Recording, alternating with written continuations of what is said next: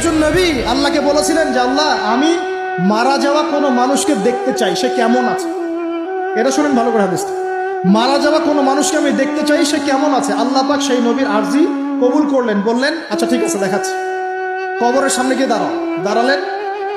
1000 বা 2000 বছর আগের কোনো ব্যক্তি যে মারা গেছে তাকে কবর থেকে চিন্তা করা, নবী দেখছেন এবং সে ভয় থরথর করে কাঁপছে, এখনো ভয় থরথর করে কাঁপছে।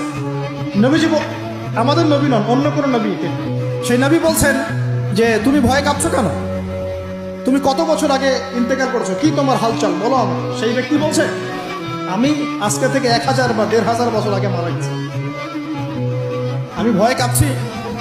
যখন আমি মারা যাচ্ছিলাম মালাকুল মউত যা আকৃতি নিয়ে আমার সামনে এসেছিল, ওই আকৃতি আমি এখনো ভুলতে পারি না, তাই দেখে আমি থরথর করি। তিনি বলছেন যে আমি 1500 বছর হয়ে গেছে আমার মউতের, কিন্তু আমার দেহ থেকে এখন পর্যন্ত রূহ কবজ করার যে কষ্ট, এই কষ্ট এখনো যায় না। আর এইসব দুর্নীতি করে আর অন্যায় করে মানুষের সম্পদ আত্মসাৎ করে অন্যের উপর অত্যাচার করে আমি ভাবছি যে আমরা কালকে আমাদের মনে পার পেয়ে যাবো। খালি কবরে যাও, তারপর বুঝবো। আল্লাহ রাব্বুল আলামিন আমাদের সবাইকে হৃদয়ের চোখটা খোলার তৌফিক দান করুন।